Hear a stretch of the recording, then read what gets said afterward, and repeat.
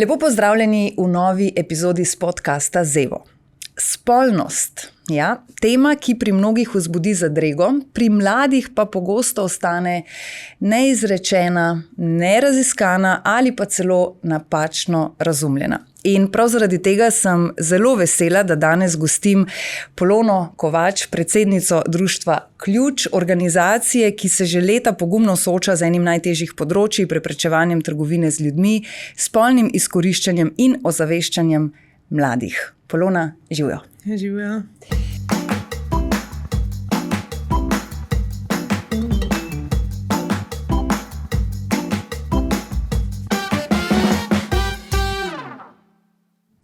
Uvod je bil bolj mehak, kot bo morda današnja debata, današnji pogovor, ampak zdi se mi več kot prav, da se bi o takšnih temah ne samo veliko, ampak da bi kar kričali iz vse povsod in opozarjali na takšne problematike, ki so dobro poznane tudi v Sloveniji, ne samo po svetu in gledamo podobne zgodbe in rečemo, to se je zgodilo tam nekje. Kako pogoste so že pri nas in kako trend narašča ali pada? Odvisno zdaj, kaj gledamo, ne, uradne statistike, ampak to so statistike izključno žrtev, ki so prepoznane strani policije kot žrtve tega kaznivega dejanja.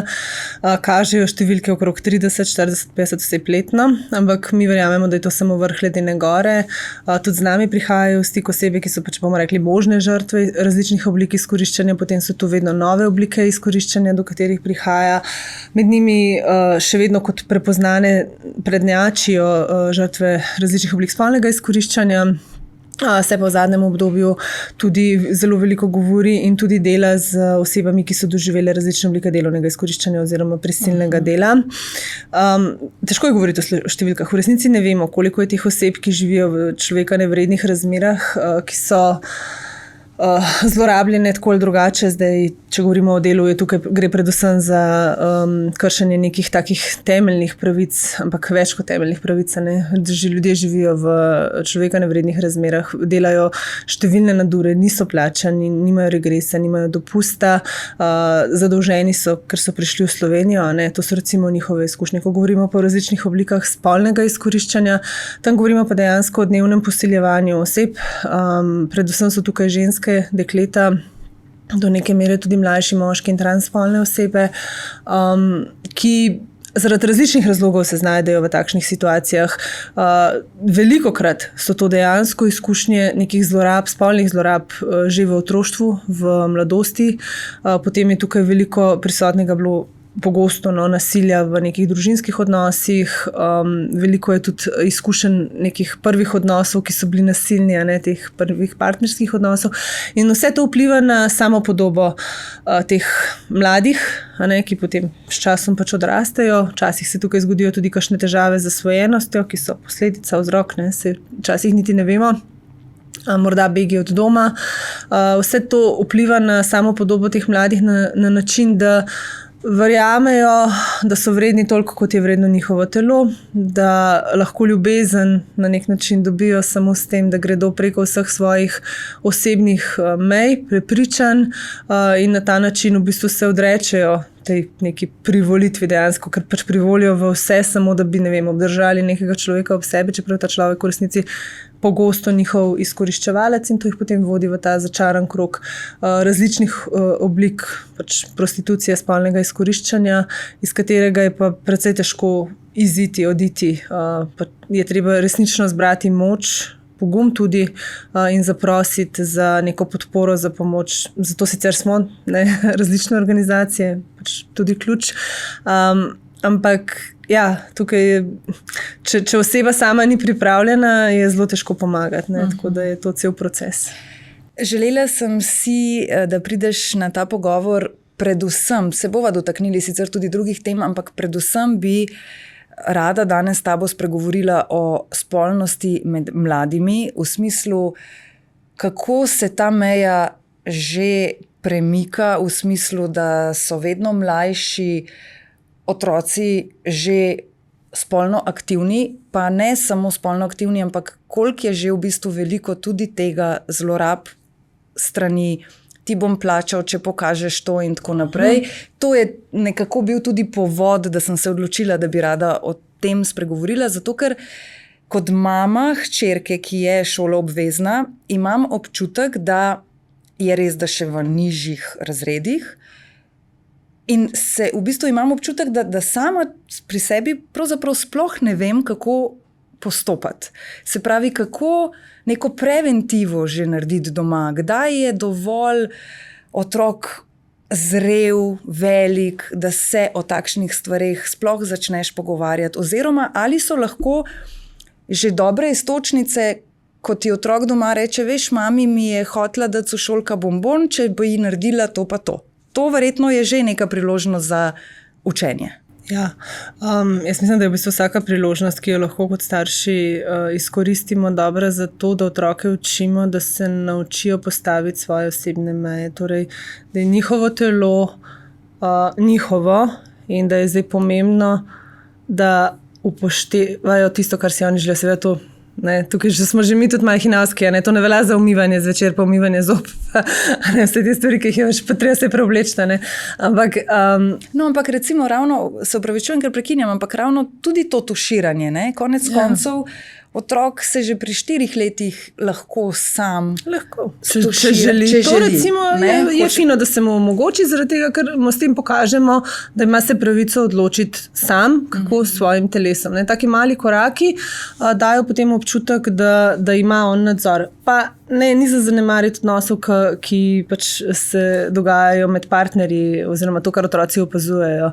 Če je tukaj neko spoštovanje, nek tak odnos, da ni poseganja v ta nek intimen prostor brez privolitve, bojo otroci to dojeli,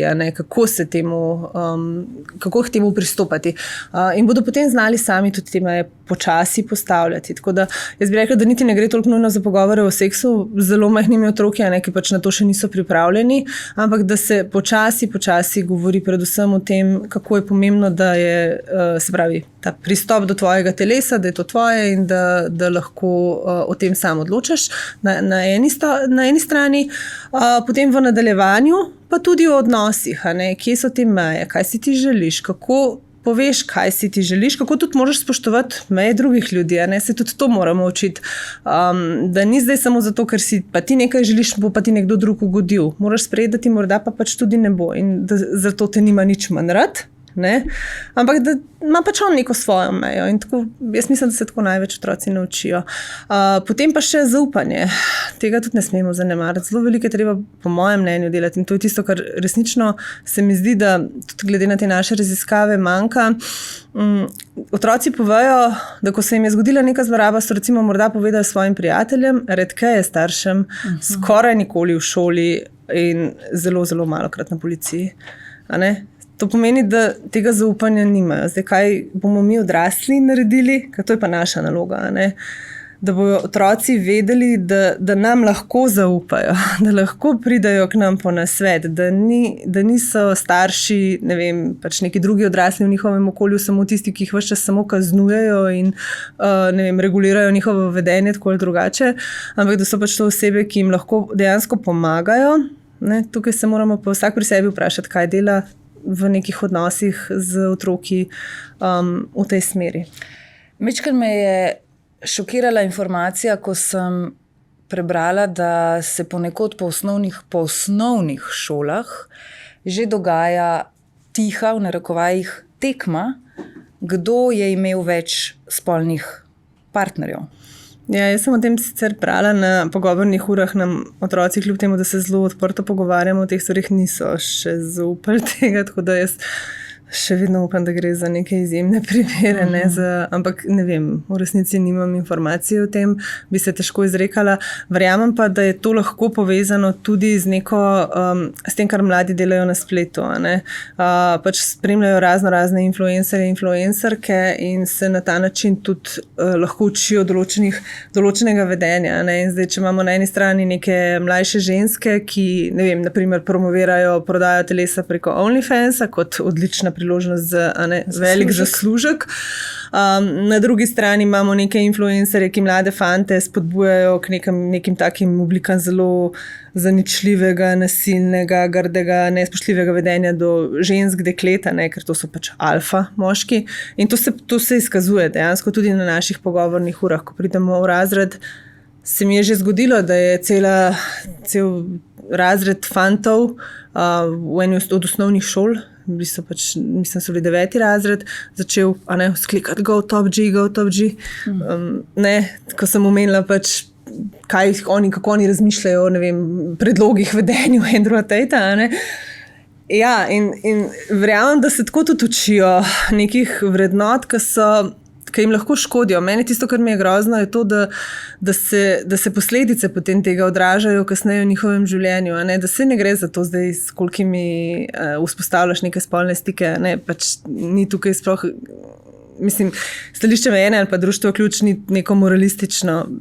To, kar je varno, pač je vseeno, če je tukaj res neka privolitev zadaj. Če ne gre za to tvojo željo, ampak to počneš iz nekih drugih motivov, ti pa pušča trajne psihološke posledice. Sploh, če gre za dokazovanje. Tako, ker tega pač ne izhaja iz tebe. In kar ne izhaja iz tebe, ko govorimo o spolnosti, ni okej. Ni okej, ker potem vodi do raznih težav, samopodobo, težav tudi z neko tesnobnostjo, lahko pride do depresije, do razmišljanja o samomoru in takšnih stvari. To je pa tisto, kar je potem grozljivo in zaradi česar je potrebno z otroki tudi pač nasloviti te teme, zakaj morda tu ni najboljši pristop k spolnosti, zakaj je bolje pač ustvarjati neke odnose, pač graditi odnose. Ja, danes je v bistvu vse jim zelo blizu, vse jim je zelo dostopno. Če se midve vrneva recimo zdaj v čas, ko so bile midve v osnovni šoli, nismo toliko zelo veliko lahko o tem gledali, brali, mogoče je bila že tista vroči kaj ali kako so že bili, ampak nismo pa imeli teh stvari en klik stran. Ja. In zagotovo je to velik del tega, da se stvari danes odvijajo povsem drugače, ampak kot starši, a nas mora to skrbeti? Ker kam to še vse lahko potem gre? Ne vem, verjetno so potem starši od nas so najbrž podobno razmišljali, tako da ja, zagotovo ni za zapreti oči, pa se dela, da tega ni, ampak če se doma pogovarjamo, pa če so tudi neke meje tega, dostopa do družbenih omrežij, da telefon ni nekaj, kar je otrokom dano že praktično v voziček, enako televizija, ampak da so tukaj neke te zdrave omejitve, seveda, da ga pač tudi ne zapreš v jamo, ampak treba je imeti neke vrste nadzorje pač na temi stvarmi, treba imeti, zato ker otroci niso sposobni v resnici presoditi še koliko daleč lahko grejo, kaj je primerno, kaj jim pa lahko tudi škodi in lahko pride pač do teh nekih napačnih odločitev, zaradi katerih so potem lahko skrbeh.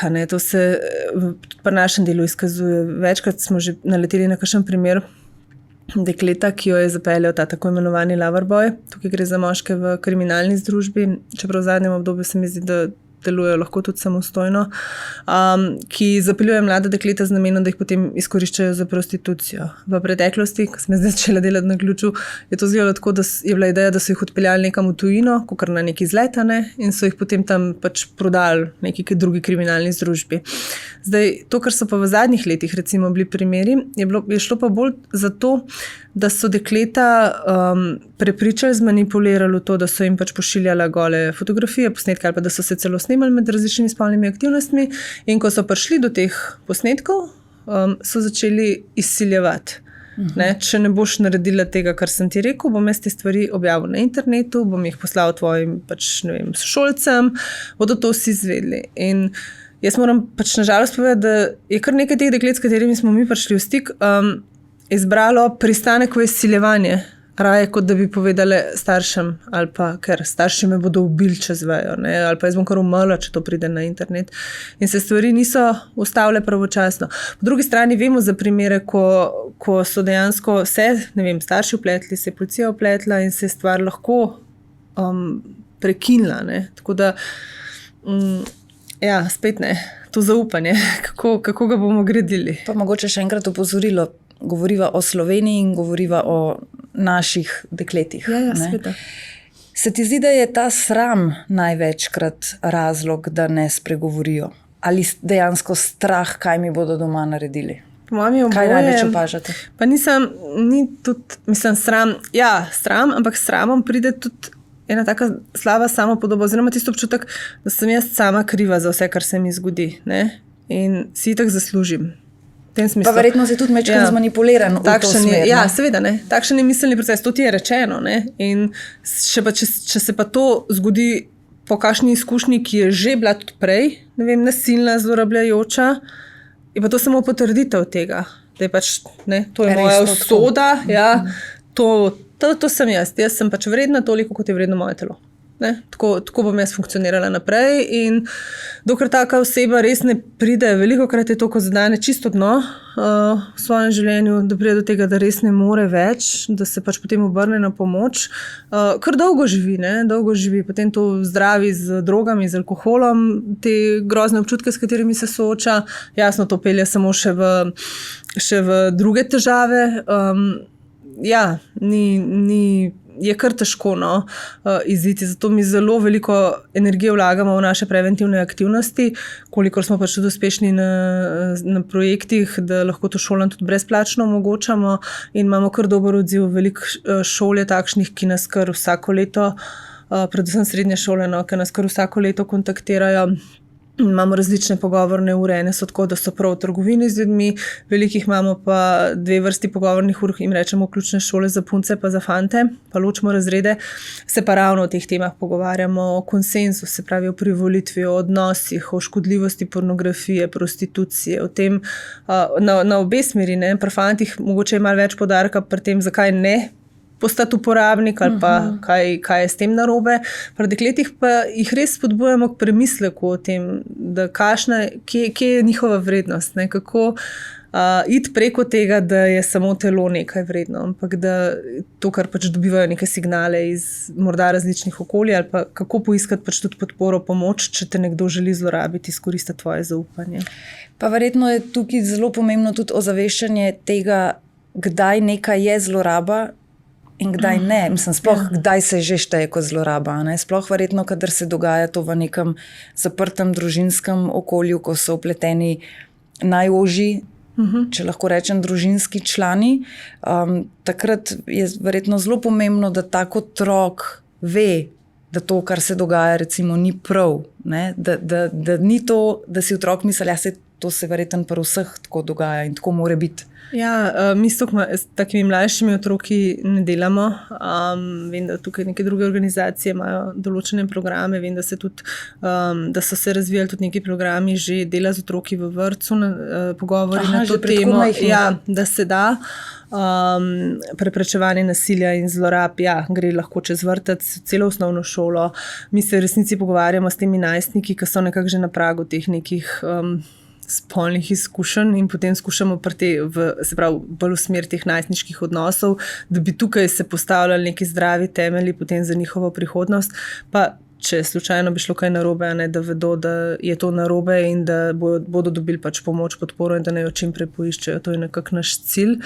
Pa tako, kot sem rekla, ne, tudi odvračanje od tega, da bi se predvsem mladi fantje razvili v moške, ki bi potem koristili storitve oseb, ki so pač izkoriščene v prostituciji. Kaj so, bom rekla tako, najbolj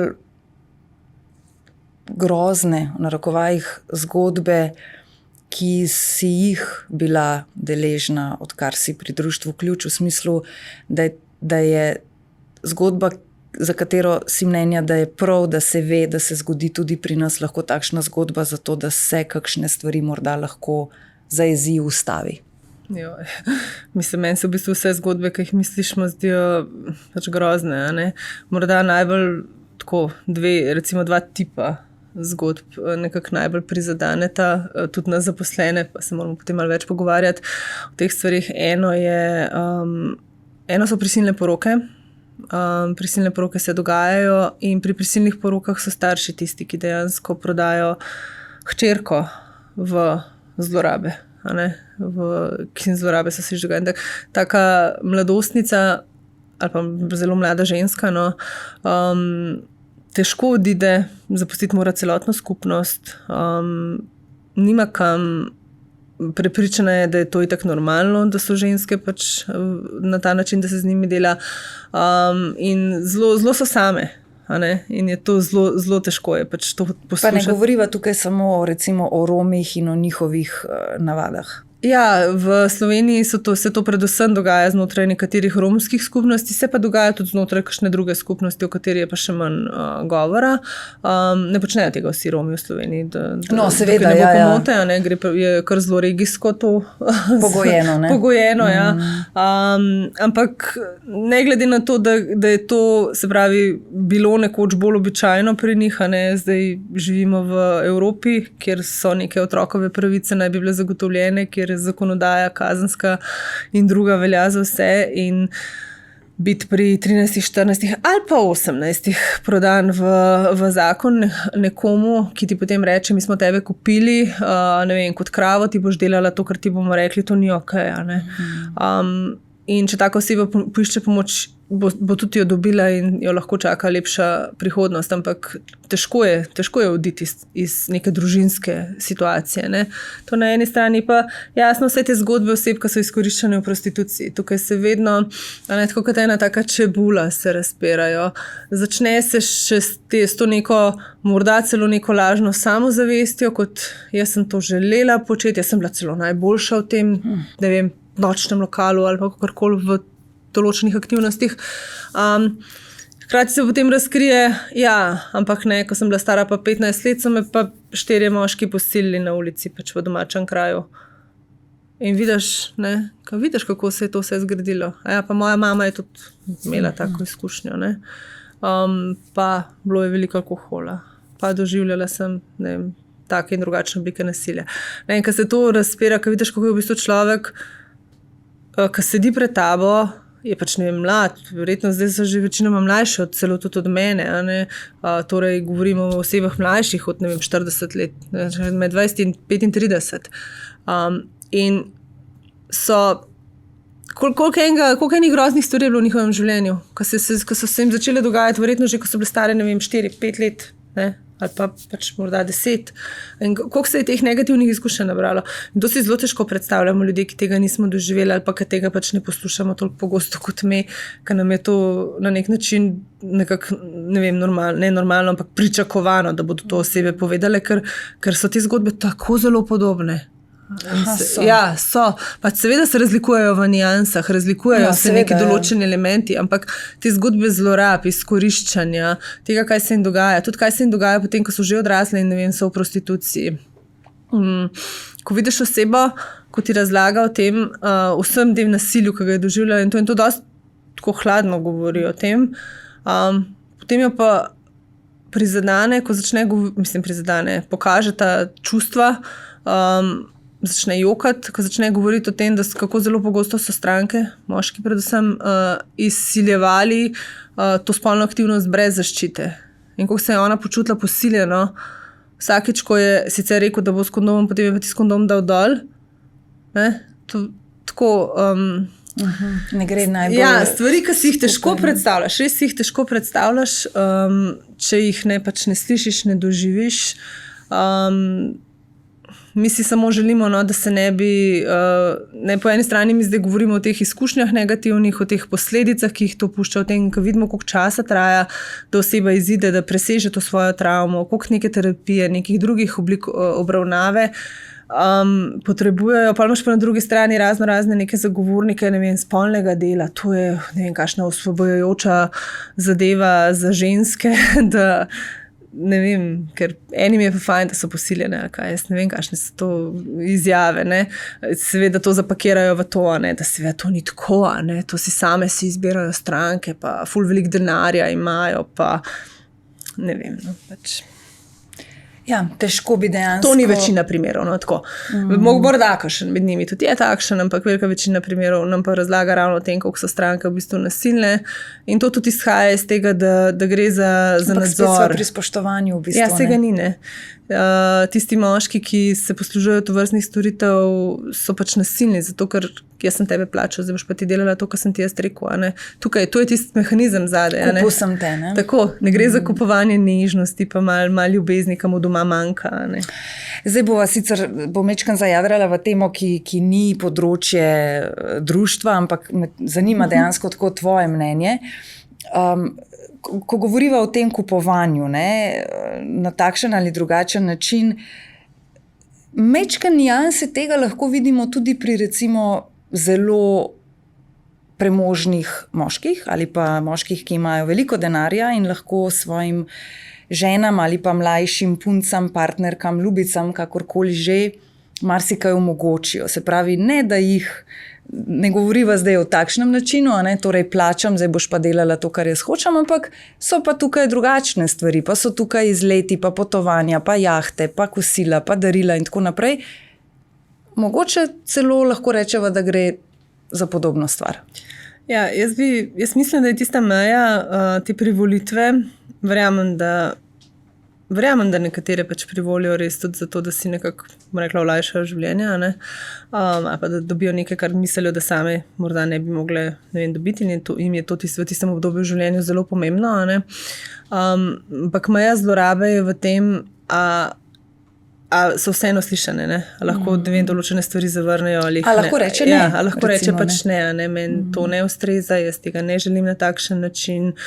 Ne, to je ta meja. Če ne, gre pa za eno od oblik nasilja, potem sicer morda ne bomo temu rekli prostitucija, bomo pa rekli pač nasilje, v družini, če gre za partnerski odnos. Tako da tudi ni okej.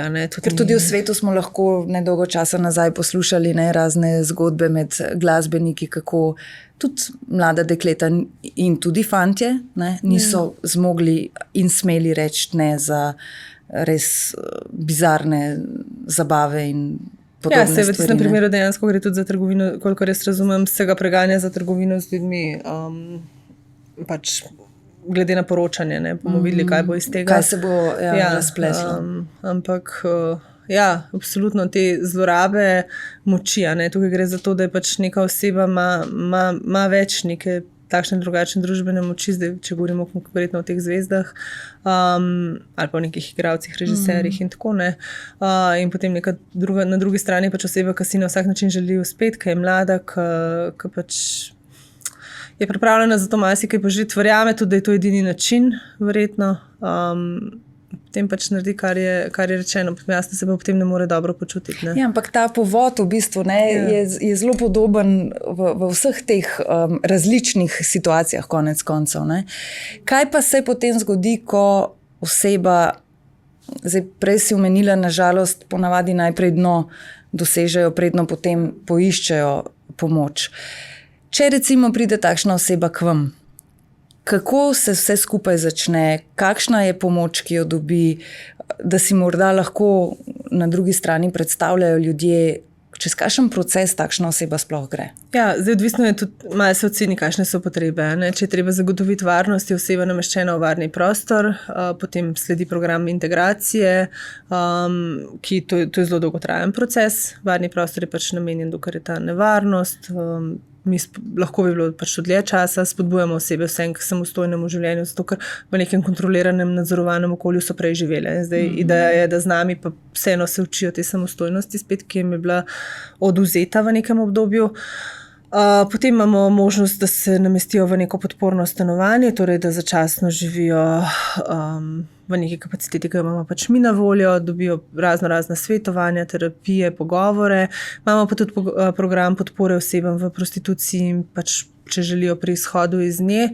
Ta program pa res ničesar ne pogojuje, nobenega tudi sodelovanja s policijo, ampak je res namenjen samo nekim razbremenilnim pogovorom, morda kakšnim pravnim nasvetom, če je v naši moči, da jim pomagamo, kakšnim drugim oblikam pomoči, kakšni skupinske aktivnosti tudi. To se recimo dobro obnese, da se pač osebe, ki imajo podobno izkušnjo, srečajo in v neki taki vodeni podporni skupini, ali kako bi temu rekla, in se malo pogovorijo med sabo, ne vem, delijo ta svoje življenje.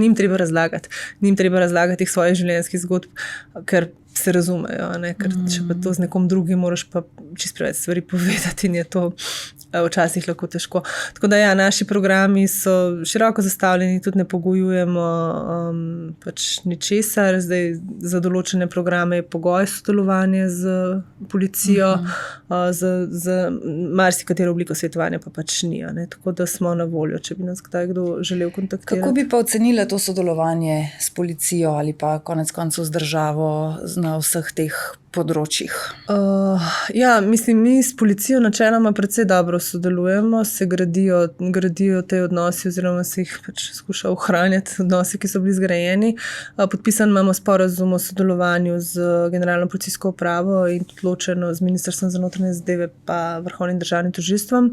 In ta sporazum, predvsem z Generalno policijsko upravo, je temelj, na podlagi katerega delimo informacije z njimi, so neka skupna usposabljanja, izobraževanja, ki se jih udeležujemo, da drugega izobražujemo v tem, kakšne so potrebe. Bolje in lažje razumete. In da se lažje razumemo tudi, da vemo, s kom delamo na konkretnih primerih, ker je to zelo pomembno, ker to zaupanje, brez tega zaupanja v institucije je na našem področju izjemno težko delati, ker osebe prihajajo iz držav, kjer je, ko govorimo res konkretno o trgovini z ljudmi, kjer je veliko korupcije, kjer ne moreš zaupati policiji, tako da nam se zdi zelo pomembno, da se to zaupanje gradi, ohranja in da se ga ne izgublja. Kaj bi pa rekla, da lahko odrasli, oziroma ne kaj lahko, ampak pri mladostnikih, ali pa konec koncev potem že pri nekoliko starejših osebah, so kakšni, bom rekla, signali, kakšne stvari, ki nam jih tak človek lahko oddaja, da lahko pomislimo, morda pa potrebuje pomoč, morda pa se mu je zgodilo nekaj takšnega, morda pa je žrtev nasilja, trgovine z ljudmi, česarkoli. To je verjetno zelo težko na oko opaziti. Sicer obstaja nek seznam indikatorjev, ampak če bi ga v določen kontekst postavil, bi lahko rekel za vsakega človeka. Ne vem, predvsem recimo tukaj mislim na kontekst migracije. Prosilci za mednarodno zaščito imajo vse indikatorje, pa so zelo rizična skupina za izkoriščanje, ampak niso pa nujno. Jaz bi rekla, da tisto, kar lahko opazijo, pa predvsem tukaj ciljam na različne strokovne delavce, to so zaposleni v šolah, na centrih, v zdravstvu, tudi na policiji morda, in pa še kje, je, da so osebe na nek način nadzorovane. To lahko zaznaš, da nekdo drug odgovarja v imenu te osebe, ki je vprašana, da ta oseba nič ne ve, kje je, s kom je, kje bo živela, kam gre, kje so njene stvari, da nima dokumentov pri sebi. To so neke take stvari, recimo, ki jih neki strokovni delavci v nekih kontekstih lahko opazijo. Zdaj, kar se pa tiče mladih, ki se jim začnejo dogajati različne zlorabe, so pa po mojem tej signali, znaki, ki jih dajo, podobni kot vse oblike nasilja, ki jih doživljajo. Velikokrat gre tukaj za neko popuščanje v šoli, za kakšno samo poškodbeno vedenje, morda za neko vedenje, ki je na nek način neprimerno, pa neznačilno. Recimo zelo lahko oseba, ki je doživela neke zlorabe, predvsem spolne zlorabe, se lahko začne vesti zelo tako izzivalno, iznenada, kot da lahko se po drugi strani se lahko skrije v vse. Ampak tudi to je lahko znak, da je mogoče se nekaj dogaja, da je smiselno se morda malo pogovoriti o tem, odkje zdaj to izhaja. Je to samo neka najstniška potreba potem, da si viden, ali je v ozadju še kaj več od tega. Zakaj pa dejansko potem recimo lahko pride pri osebah, kjer se že nekaj dogaja in se je nekaj začelo, zakaj bi potem takšna oseba še dodatno imela to potrebo po izzivanju, po pozornosti? Zato, ker je vredna toliko, kot jo drugi ocenijo ali pa opazijo. Ker njena lastna vrednost več ne izhaja iz nje same, ampak je vredna samo toliko, to, kar sem že prej rekla, kolikor je vredno njeno telo. In to se pri mladih, predvsem pri mladih dekletih, lahko zelo hitro pokaže. Vem pa, da so bili tudi primeri že teh starejših, no, bom rekla odraslih, ženske z izkušnjo prostitucije in je policija z njimi upravljala razgovor in so tam se tako izjemno zapeljivo, bom rekla, vedle do policistov, nekaj, da bi hoteli nekaj dokazati. Ampak tukaj gre za to, to so neki tudi mehanizmi preživetja, a ne, to padeš v neko vlogo zato, da lahko preživiš situacijo, ki je zate neprijetna, v kateri se ne znajdeš sicer dobro, ampak tako pa prevzameš na nek način nadzor v situaciji, kjer tega nadzora nimaš. Jaz mislim, da je to v ozadju, no, v večini primerov. Kaj pa, Polona, opažaš ali pa opažate v društvu, ko hodite po srednjih šolah in ko ste v stiku z mladimi? Koliko je še vedno in smeha, ko imate takšne pogovore, ali mladi dejansko že opažate to, da pristopijo k tem pogovornim uram kot je treba in da jih določene stvari tudi res zanimajo? Ja, mi imamo v bistvu zelo pozitivne izkušnje s temi pogovornimi urami. Mislim, da je takšen tudi odziv šol, kamor hodimo, ker, kot sem rekla, vsako leto nas že kar vnaprej kličajo, kdaj bomo prišli. V bistvu gre za to, da mladi se želijo o tem pogovarjati, ampak zelo malo je oseb, predvsem odraslih oseb, ki so sposobne se sproščeno z njimi o tem pogovarjati. Učitelji velikokrat to niso, ne vem zdaj zakaj, ampak mladi povajo pač, da da šoli se nič o tem ne pogovarjajo, ali pa če že pride una medicinska sestra, ali pa ne vem, pa samo tam razlaga nekaj o kondomih, a ne tako, ni odnosnega dela teh debat, ki je pa tudi zelo pomemben. Pa tudi včasih vidim, da jim tudi čisto temelji, v eni srednji šoli so rekli, ja, potem smo pa pri biologiji prišli do tistega poglavja, pa je učitelj kar preskočil. Da je tudi njim še vedno nekako nerodno. Meni je to škoda, ker je tukaj veliko prostora, ki jih hočejo slišati, ker jih zanima, ker ne vejo, ker imajo napačne predstave, ker morda tudi, pač ne vem, pogledajo si kakšne pornofilme, ker je itak vse precej nerealno prikazano, ne, in potem ne vejo, zdaj, ker nimajo nekih svojih izkušenj, še jim ni čisto jasno, ko jih pa imajo, in pa tudi včasih ni jasno, zakaj je vse drugače, ne, pa kaj oni delajo, ali pa oni delajo narobe.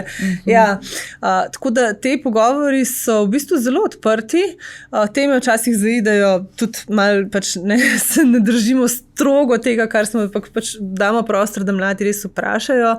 Jaz recimo, kadar grem delati te pogovorne ure, vedno rečem, jaz vas ne poznam, ne, pač dajmo se zmeniti, da ve, ne boste ali pa vi se ne boste med sabo potem norčevali, če bo kdo vprašal kaj tacga, kar drugi veste, a ne, to je nek dogovor, ki ga sprejmemo, ampak meni vseeno, vprašajte me, meni nič sram, ne, moj sem vam vse povedala.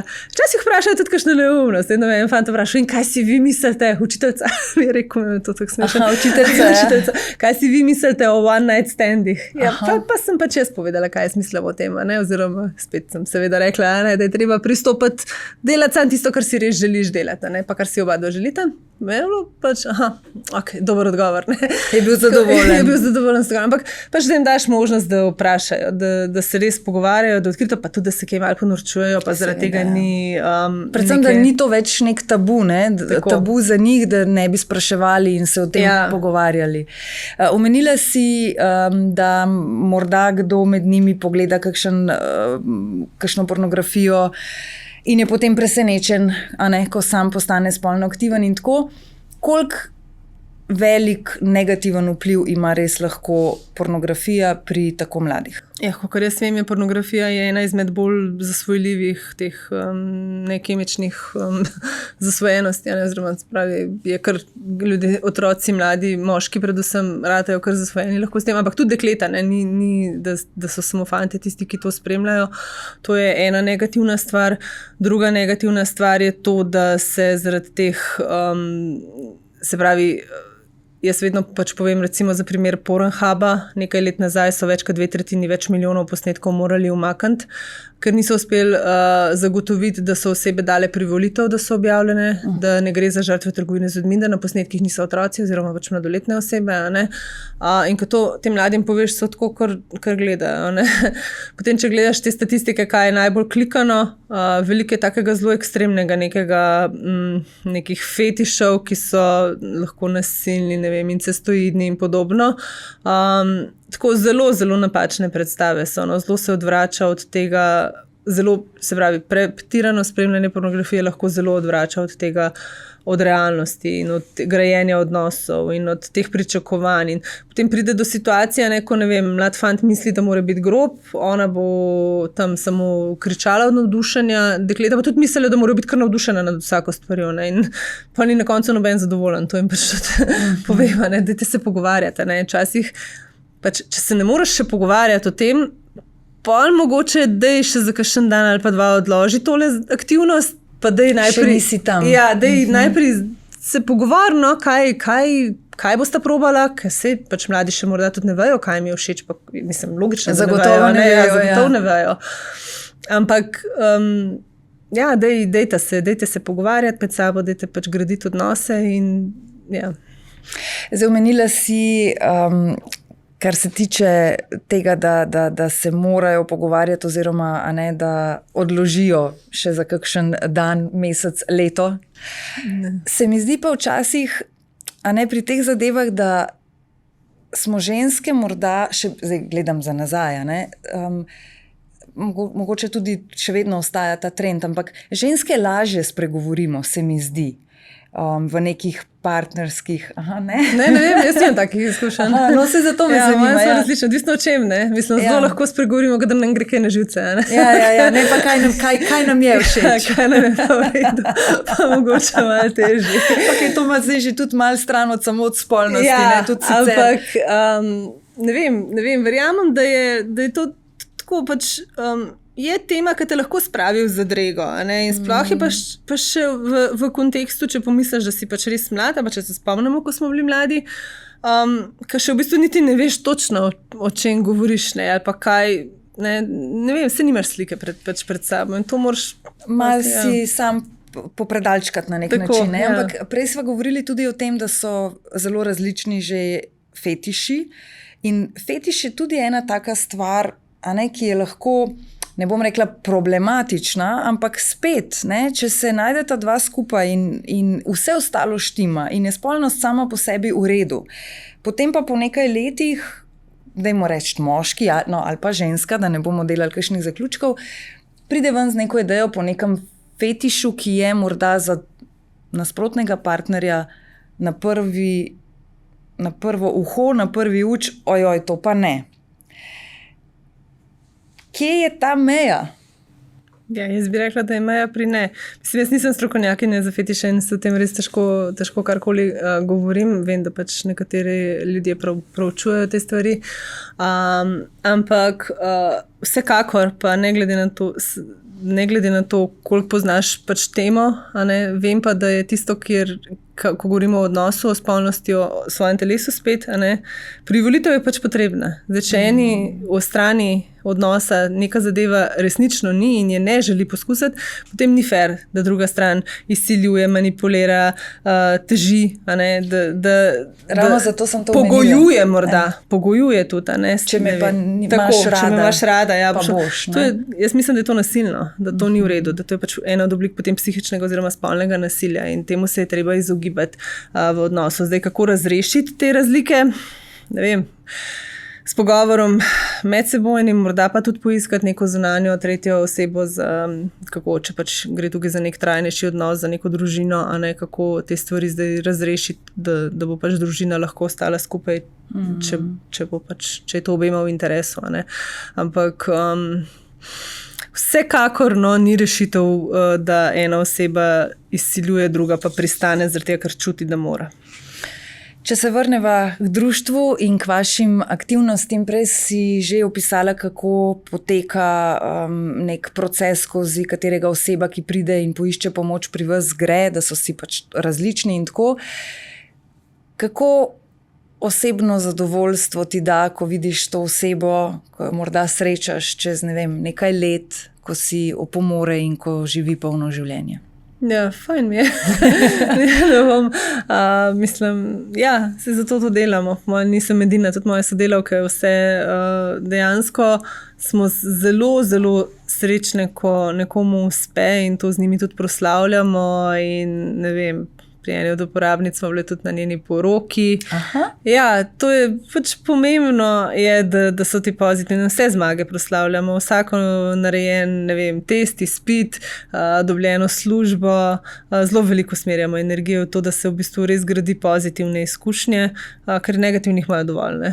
Tako da hkrati pa tudi nas bogati to. Jaz mislim, da smo vse, ki delamo, kar delamo, ponosne, da smo del društva Ključ, da imamo takšno pomembno delo, da nekomu res pomagamo, da podpiramo ljudi na njihovi življenjski poti, tudi da smo jim na voljo, tudi potem, ko že grejo ven iz naših programov, pa nas ponovno kaj kontaktirajo, pa se kaj zaplete v življenju, pa smo pač spet na voljo, pa spet pomagamo, ampak ne vem, mislim, da nam ni težko, da večina se pride do momentov. Vsaka ima kakšno zgodbo, tudi že kakšno izkušnjo, ne vem, s kakšnim uporabnikom, uporabnico, ki je bila težja za predelati, ker je bilo bolj kompleksno, ker je bilo veliko nekih zapletov, ker se situacija kar ni razrešila, in potem se čutiš včasih nemočnega pri tem, kar delaš, ker ni tako rezultata, nisi samo ene norme oddelal, pa zdaj pa imaš nekaj, pač pred sabo imaš človeka. Ja.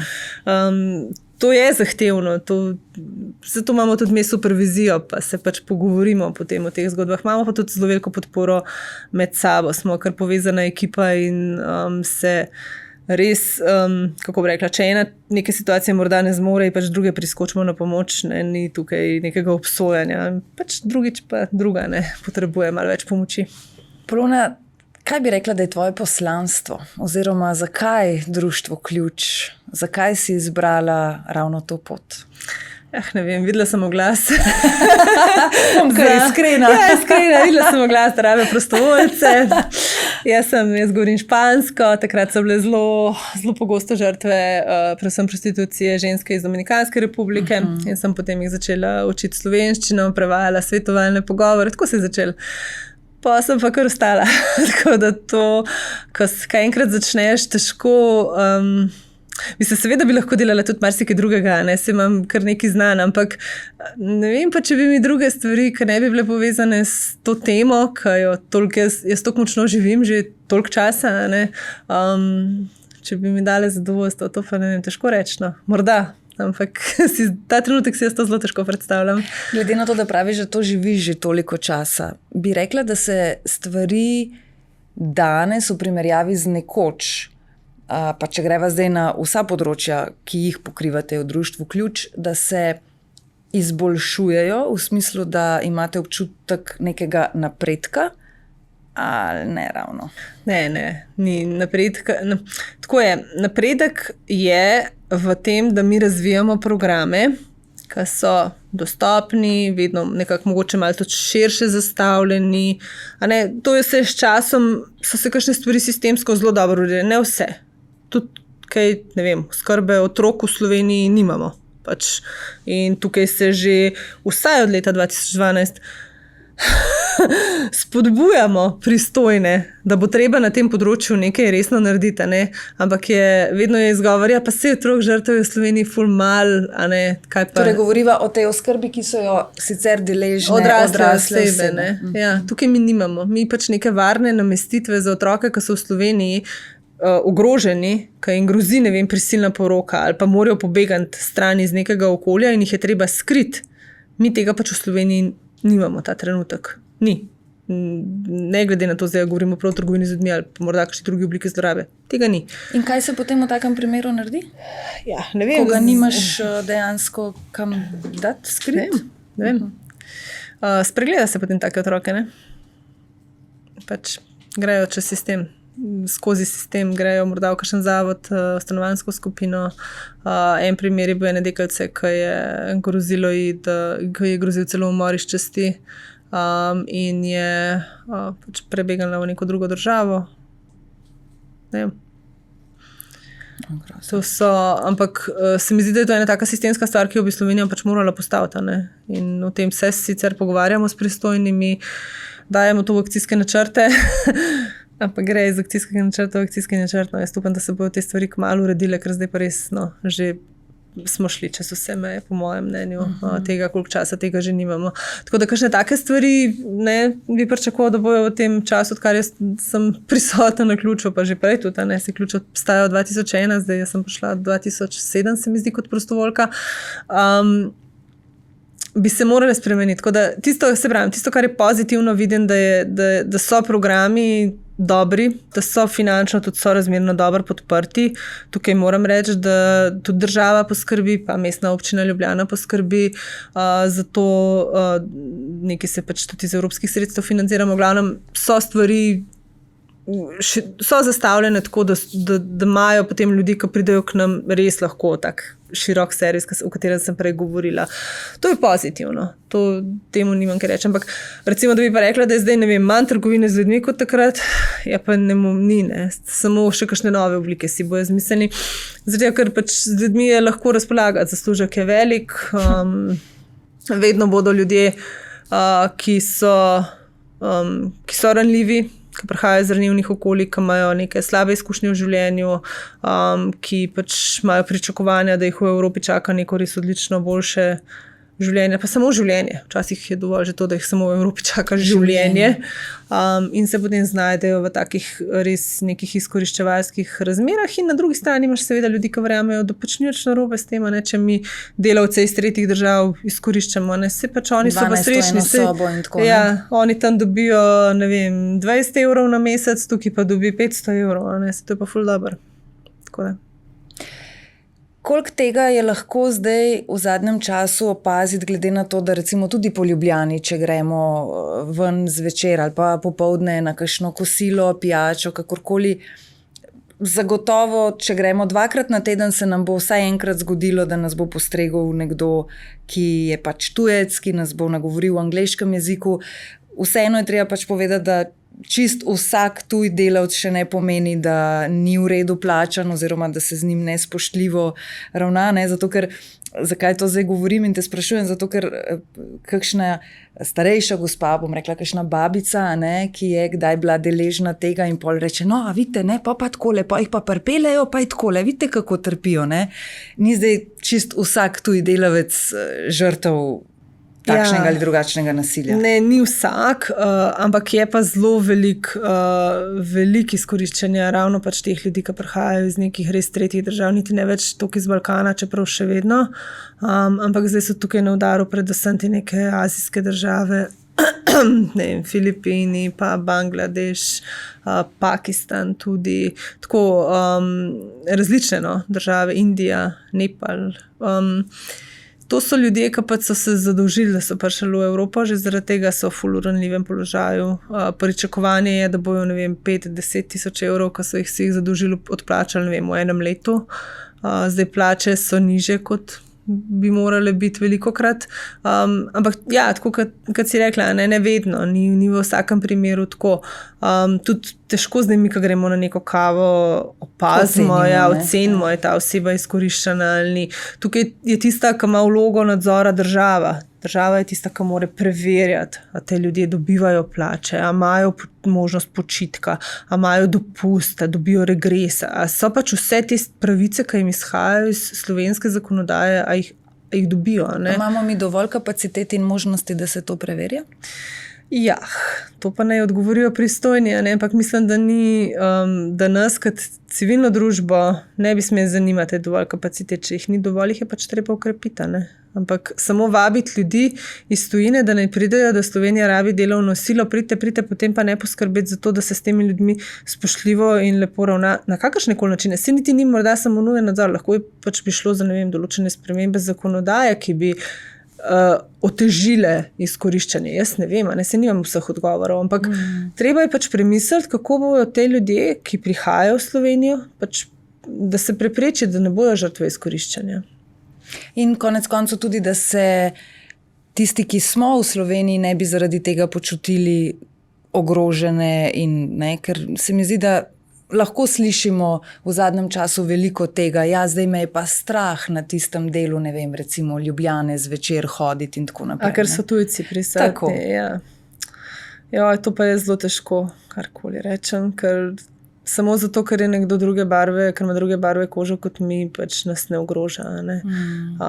Zdaj, a se je povečala stopnja kriminala? Ali so tukaj drugi pristojni, ki na to lahko odgovorijo? Pač neke uradne statistike mislim, da sicer še ne kažejo tega zares. Ne?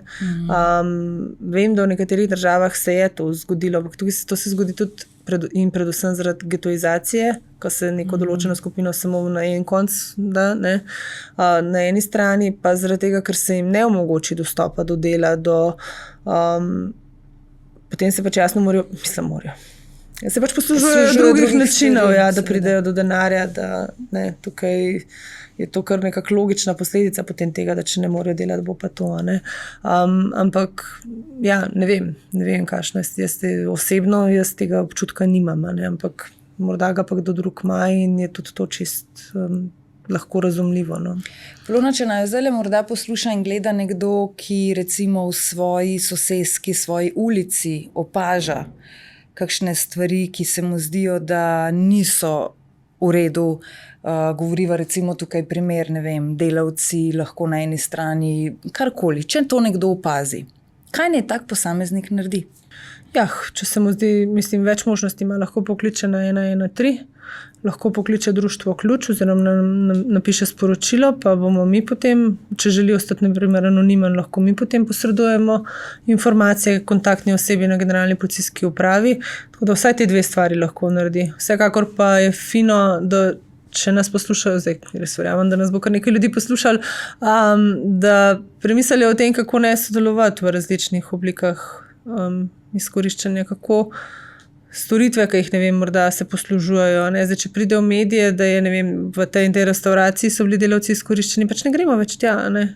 To lahko vsi naredimo. Ne vem, kaj je bilo še, avtopralnica, pač pel avto nekam drugam. Ne kupovati tistih rib. Ne? Ampak se veš, kako potem marsikdo reče, ne? Če jaz ne bom, jaz sem samo eden. En pa en.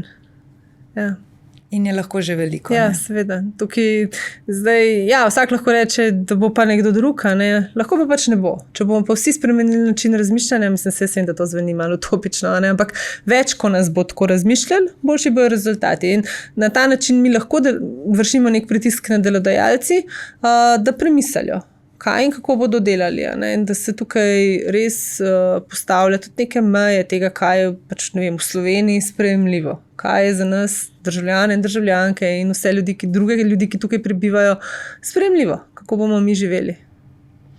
In upamo, da lepše in še lepše živeli naprej in da se tudi kakšne takšne sistemske stvari uredijo, kot si sama preomenila. Mislim, jaz si tega seveda želim, sploh na tem našem področju, ker se mi zdi, da gre res za neko čisto temeljno kršenje človekovih pravic, pa pravic najbolj ranljivih. No. In da tukaj ni prostora, ni več prostora, niti časa, da si zatiskamo oči, da se ne odzivamo, ampak da ne naredimo res vse, kar zmoremo. Pač vsi naredimo vse, kar zmoremo.